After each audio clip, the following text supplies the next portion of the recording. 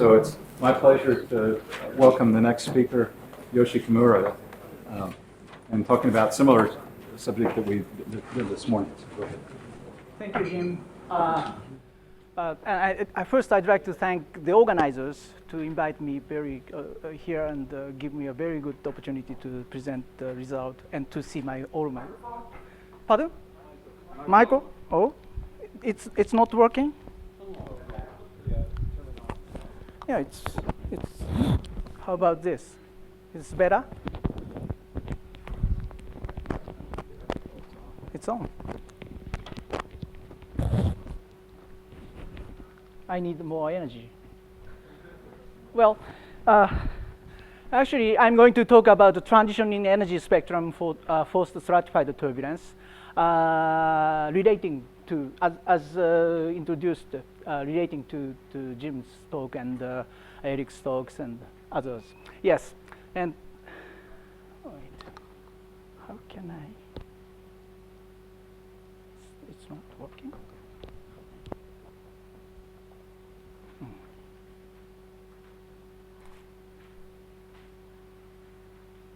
It's stuck.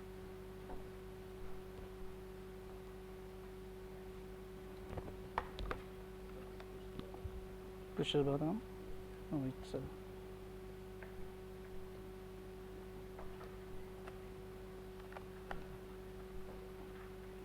How come? Yeah.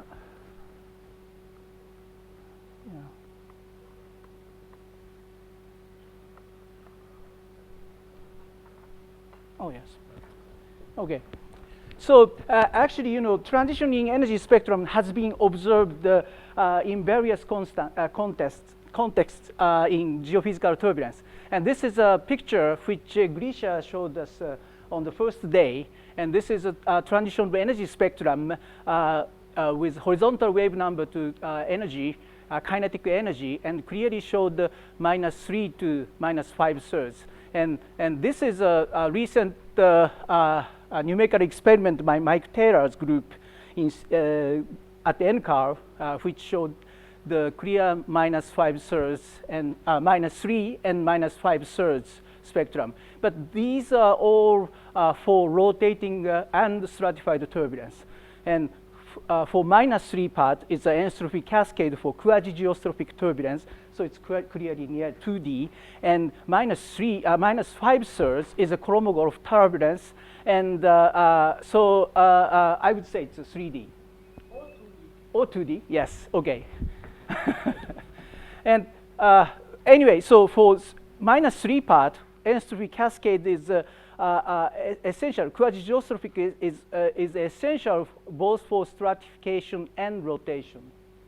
And for pure rotation or pure stratification, stratified turbulence, so observation first exists from KZ -2 to -3, which is called the famous Garrett-Munk spectrum to Kolmogorov spectrum. So these are observational references.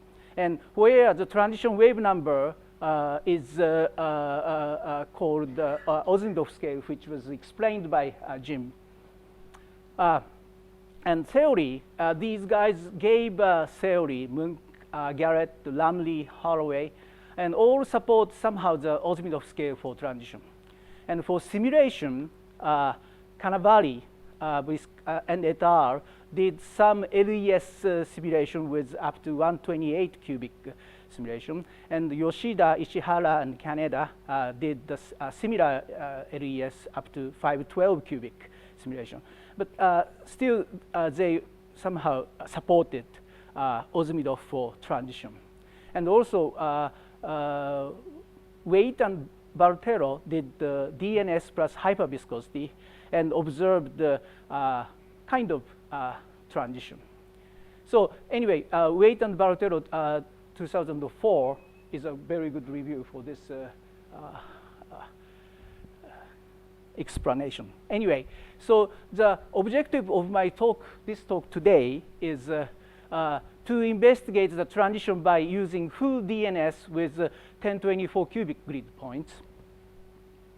And to characterize, second one is to characterize each spectrum with proper scaling.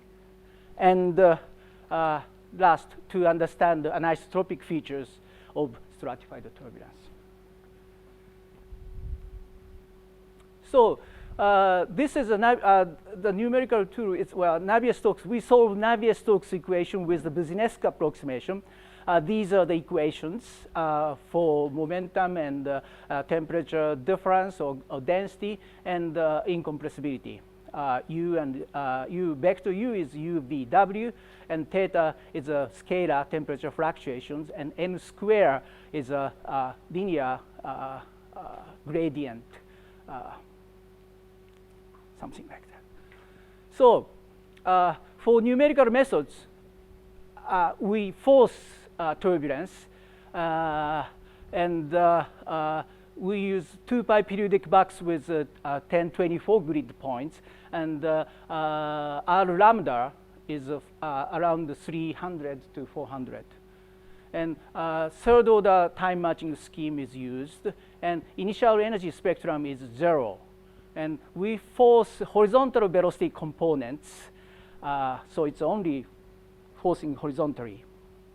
And the forcing is red noise to modes within a certain wave number band.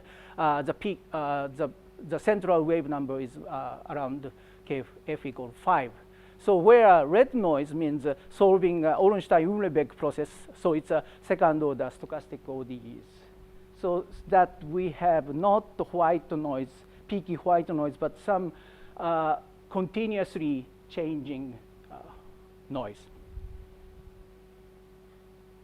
Okay, so as a characteristics of stratified turbulence, we'd like to point out these two things. First, it is a composite of waves and turbulence. So that's why we use Cryer-Herring decomposition to separate somehow waves and turbulence. And Cryer-Herring decomposition was nicely introduced by Claude Cambon on Wednesday. Yeah, and others, yes. And second point is it's highly anisotropic. So we need suitable averaging. And for suitable averaging, so we divide wave space into k perp, which is horizontal, and kz. And for k perp direction, we use cylindrical average. So, well, as like this.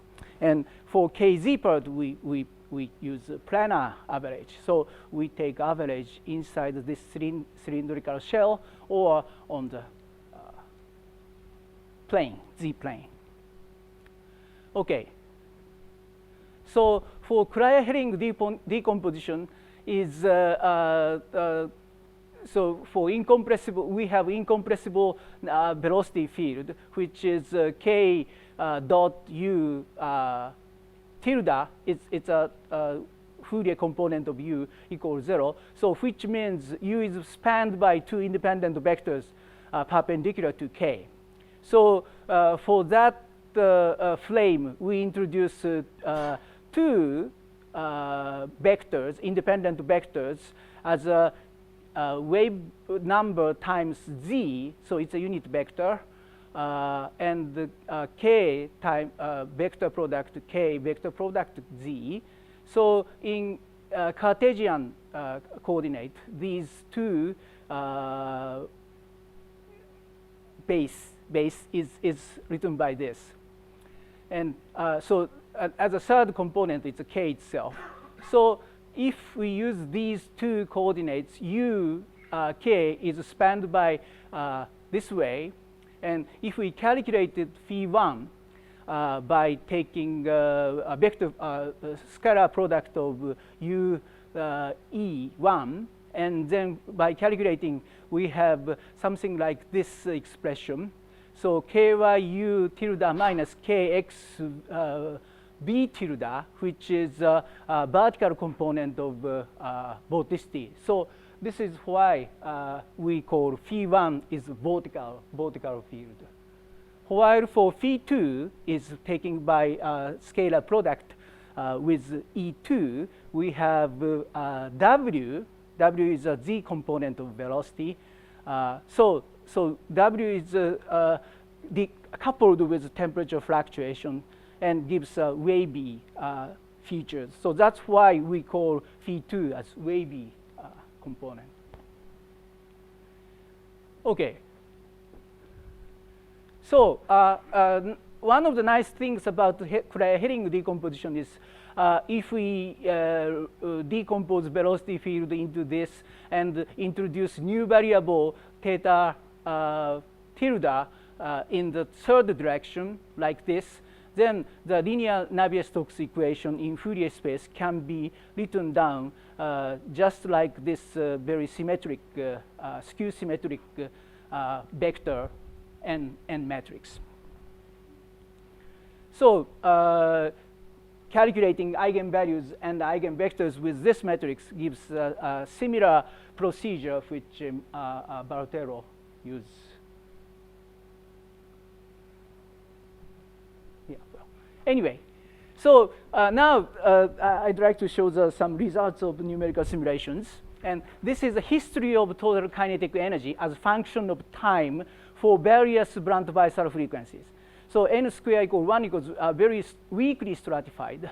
So closely, it's close to homogeneous isotropic case.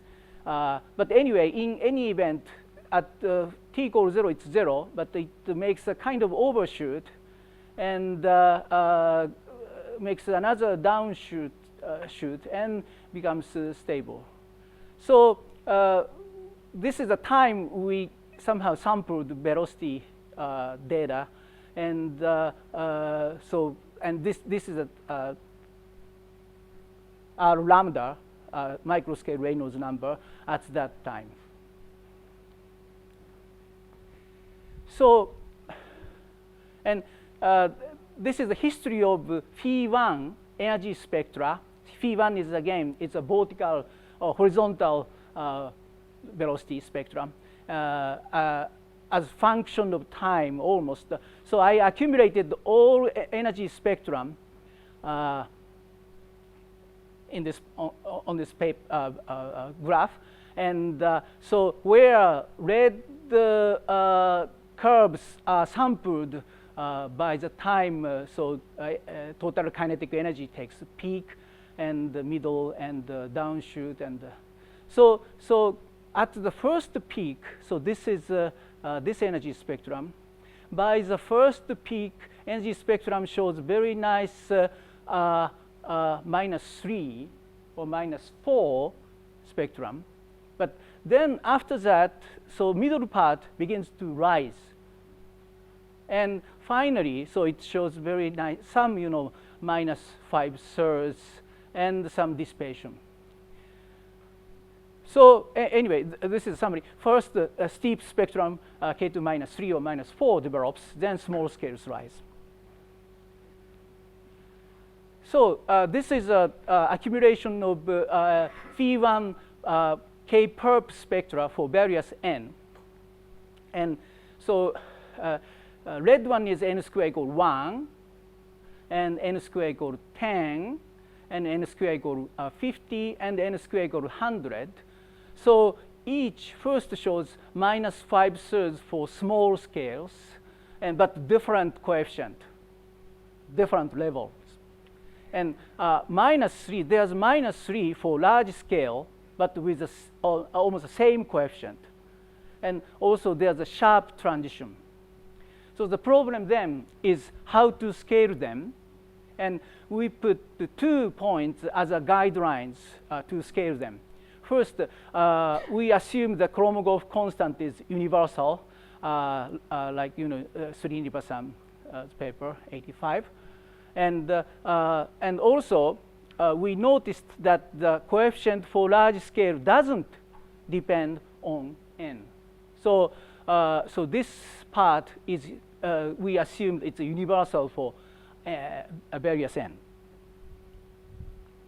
So the proposed spectra is something like this. For phi1 vortex energy as a horizontal wave number function is first K transition is, if K perp is smaller than K transition, it's -3, sorry, but the coefficient scaling is by horizontal entropy dissipation. So horizontal entropy dissipation, according to phi1, so we assume it's pure 2D, and the entropy dissipation is essential for that region. And for Kolmogorov, we propose to use horizontal energy dissipation. So energy dissipation, not the whole energy, but horizontal energy.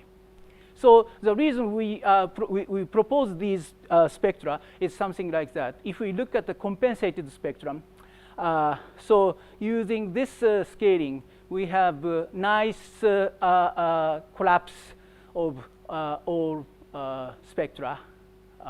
So where alpha is given 0.02, it's rather small. We don't know why. It's rather small for 2D turbulence. But anyway, the coefficient gives 1.02. And meanwhile, the small scale, using this horizontal energy dissipation, gives, well, Kolmogorov constant between 1.0 to 2.0. So, and if we use these, those proposed wave, energy spectra, we can calculate the transition wave number by equating these two. And at the transition wave number is given by this formula, which is a ratio between entropy dissipation over energy dissipation. And if we calculate using alpha 0.02 and CK as 1.0 to 2.0, we can calculate the transition wave number, something like this. And for n square equal 1, so we have 7.5 and 10, 8.454, and even n square equal 100, 11 something. So it agrees relatively well with the transition we got numerically. Okay. So this is the energy transfer function for phi1. And if we take energy transfer function at the time when the total kinetic energy takes the maximum value, so you remember it was by that time the energy spectrum is -3 or -4, then clearly the energy transfer function shows 2D-like features. But if we go farther and takes last time, so the energy transfer function looks like this. Oh, actually, so this pink band is a wave, forcing wave band. And so at this time, so energy transfer function is pretty much 3D. But we have very steep minus region for large scale. So we don't know the reason for this very much. Anyway, so I spend most of time for horizontal spectrum, but for other spectra, it are summarized like this. For horizontal phi2, wave spectra is showing -2 and -5/3. So we propose them these spectra for large scale and small scale, and then transition wave number is calculated using the compensated spectra. So something like that. Unfortunately, for very small stratification, transition wave number is very small, so we can't see any kind of transition. But for n square equal 100, we see a transition wave number 6 point something. So here is something we could observe. And for the vertical spectrum, it's a little bizarre, but in the vertical spectra are obtained like this. Phi1 for horizontal wave number is some flat regions, then for -3 or -2 or -3 for high stratification. And for wave part is the same, so flat or even going up and then -2 or -3. We haven't analyzed these two spectra cases very much yet. So, yeah, first, then, well, finally, I'd like to point out the reason why we can't use total energy dissipation for scaling.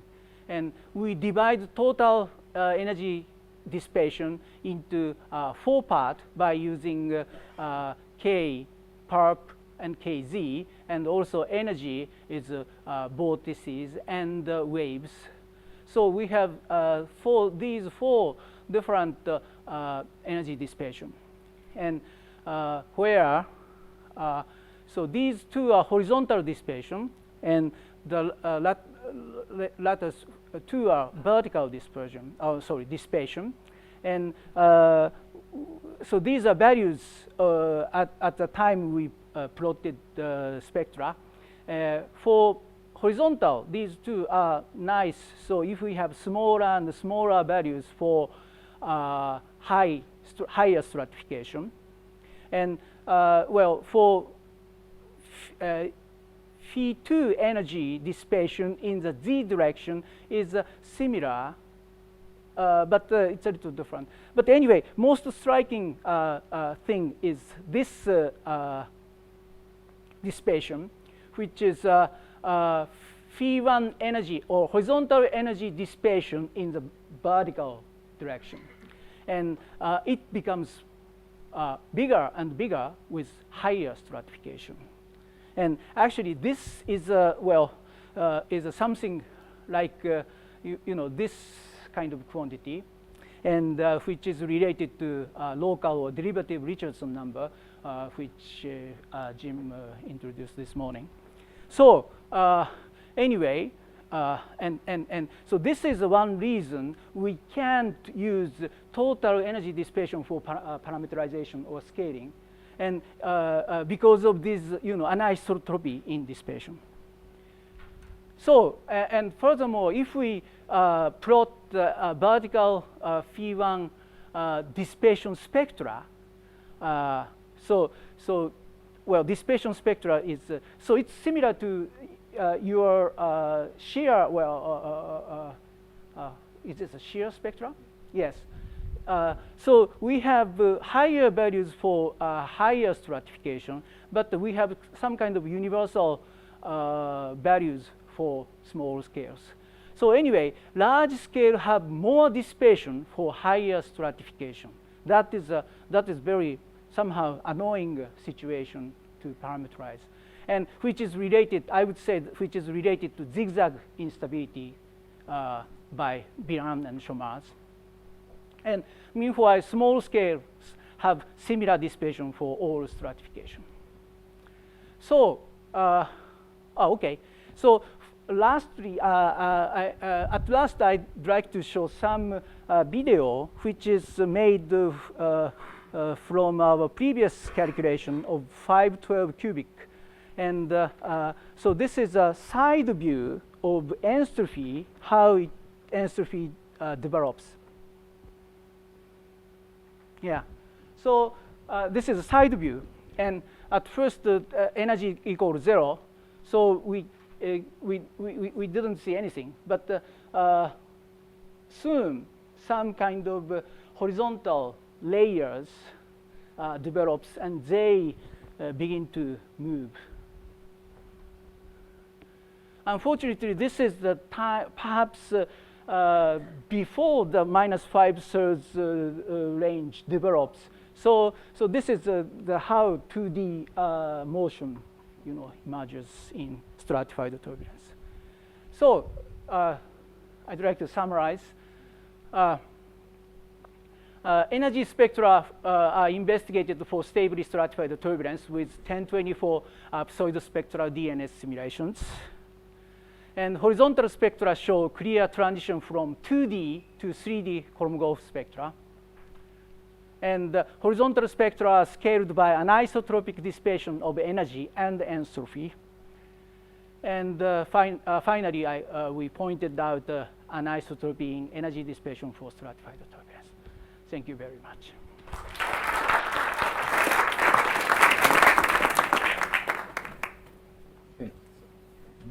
Do you see any sign of inverse cascade of energy? Yeah. So before the final spectra is developed, I showed that 2D like energy transfer. So first, but I wanted to know whether you actually see an inverse cascade of energy. I think energy transfer function, the shape clearly shows the inverse cascade. Yeah. Yes, Greg? Wouldn't it make more sense to do the normalization of the entropy part of the spectrum, the entropy cascade part, by using the input? So use the input of the entropy by the forcing. Okay. I mean, that might actually change that Yeah. constant in front of it. We haven't controlled yet to such degree. Because there might, since you're changing suddenly to 3D down at small scale, you're going to have stretching, vortex stretching, and it's not at all clear why the entropy dissipation at small scale should be related to the entropy input at the large scale. Thank you. You probably know it better than me, but somehow I'm always worrying, when you see this freely developing K-3 until it reaches the size of your K space, and then 5/3 starting to appear, then there's a suspicion that it might be a pile up because it's kind of, how you would address this concern? I agree. So we have to do other simulations at forcing wave number much smaller to see we may have some room not to have pile up. So, but hyperviscosity or somehow stronger suppression there, because you mean Stokes drag to subtract the energy at the large scale? You are talking about the large scale, right? at large K, no, at small scales. Oh, small scales. Yeah, I'm afraid of pile up at Oh, actually, we did the similar. under results. We did the similar calculation with spectral eddy viscosity (LES), and we observed the very similar result. So I think the dissipation is okay. So, but as I understand, you get free. sorry, you get K-3 spectra before dissipation sets up, before you have significant vertical shear. Can you relate the K-3 spectra to absence of energy dissipation? We have energy dissipation, of course, yes. At the same time as the K-3 spectra? I have to check it. So one last question. What is the buoyancy range in the strongest stratified case? Buoyancy Reynolds number is Epsilon over n square nu. epsilon over n square nu. So you're talking about Osmedov.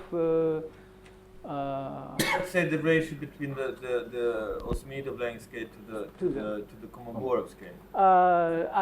I don't know both. Well, Kolmogorov, maybe Osmedov scale is smaller than So dissipation scale. you have not resolved the Osmedov-Lang. Right.